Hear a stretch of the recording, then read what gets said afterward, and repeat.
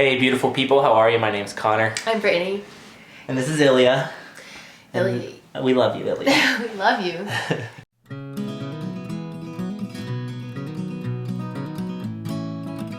Ilya's about 7 months right now. Yes. Hello. Yeah. And we get the question a lot, are we going to do child-led weaning or baby-led weaning? Meaning, are we going to let Ilya breastfeed until they naturally wean themselves off? Right. And as of now, Ilya's been exclusively breastfed. I guess in the last month, they've been trying a little bit of food, very little. It's like avocado, a little banana, a little bit of citrus. Really simple things. With like squash. And yes, that is totally my intention, is to naturally feel out that relationship with them. And I feel like Ilya really knows what's best around that. Definitely. They like primally know. Yeah. And yeah, I really love the breastfeeding relationship with them. Yeah. And I really want to encourage that until it naturally is a time of transition for us. Hi. Yeah, and that's something that we talked about, I mean, probably in the first month or two of when we started chatting, was like different things that we were interested in around parenting. And that was something at the time that was really important to me, to find a partner that wanted a child and that wanted to raise a child in the similar way that I wanted to, which was definitely centered around theories of attachment and longer term breastfeeding. I mean, it's kind of like referred to as longer term, but it could more appropriately be maybe seen as like a more natural weaning process, a more organic, communicative between, you know, the breastfeeder and the breastfeedee. Yes. And I can also understand how some parents get to the point where they're like, man, this is kind of not feeling as good for me.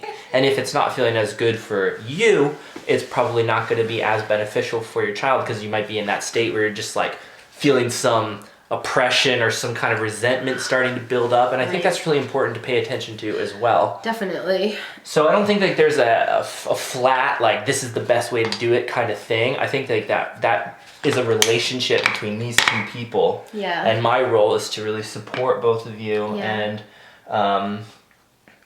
and I guess those are my thoughts on it. Yeah, I love those thoughts. I feel that, and I feel supported by you, and I feel like anything else, Ilya and I are just going to keep feeling it out as we go.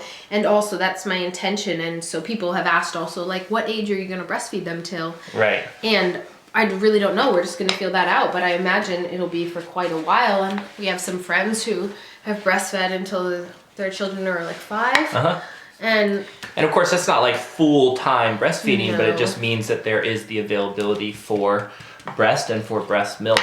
yeah. And from what I've heard, it sounds like there is this enzyme that tends to be created, tends to change when the child's body physiologically doesn't need breast milk, and that there starts to become a kind of a rejection of breast milk.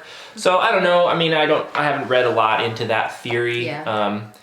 I kind of don't feel like it matters all that much, but you know, I think there's a natural progression in the relationship of breastfeeding. Okay. Where the child does begin to sort of be like, no, I think I'm good there. And then coming back and say, actually, I'm not going to want a little bit of probably connection in the way that I'm used to.